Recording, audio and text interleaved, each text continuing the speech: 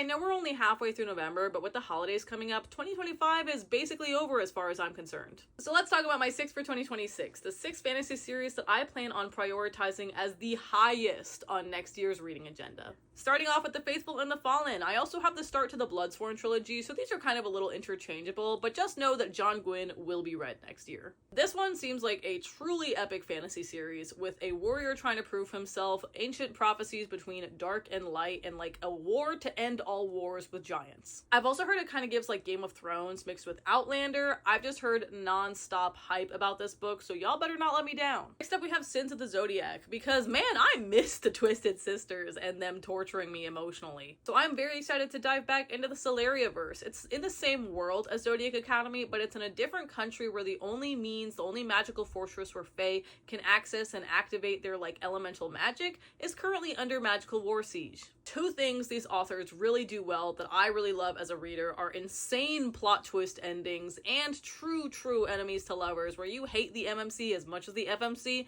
and I heard it hits the mark on both of those. Dungeon Crawler Carl. I don't really know too much about this series going into it, but from what I can glean, it's like an apocalyptic game show event brought on by aliens, and the main character is a guy that has to finish it with flair, win the games all alongside his ex-girlfriend's cat, Princess Donut. Literally say less. I did not realize it was a 10-book planned series until I did research for this video, so I don't know what kind of journey I'm getting into, but I'm excited. The Nevernight Chronicles, Empire of the Vampire by Jay Kristoff, transformed my life this year, so naturally I'm starting another series of his. This one has a shadow-wielding, vengeance-seeking female assassin in training as the FMC, dare I say a shadow mommy. The things I know I can expect from this man's writing are grim, dark settings, lots of tears, and incredible storytelling where I probably never know where we're going next, but with all of my favorite dark fantasy elements in this book as well, I feel like I'm very coded to love this. With the Daevabad trilogy, I will admit, I do wish to still start City of Brass this year as it's on my 10 before the end, but best believe, worst case scenario, this trilogy will absolutely be finished in 2026. This is another Egyptian-based fantasy book with a sneaky con woman FMC accidentally summoning an ancient Jinn warrior,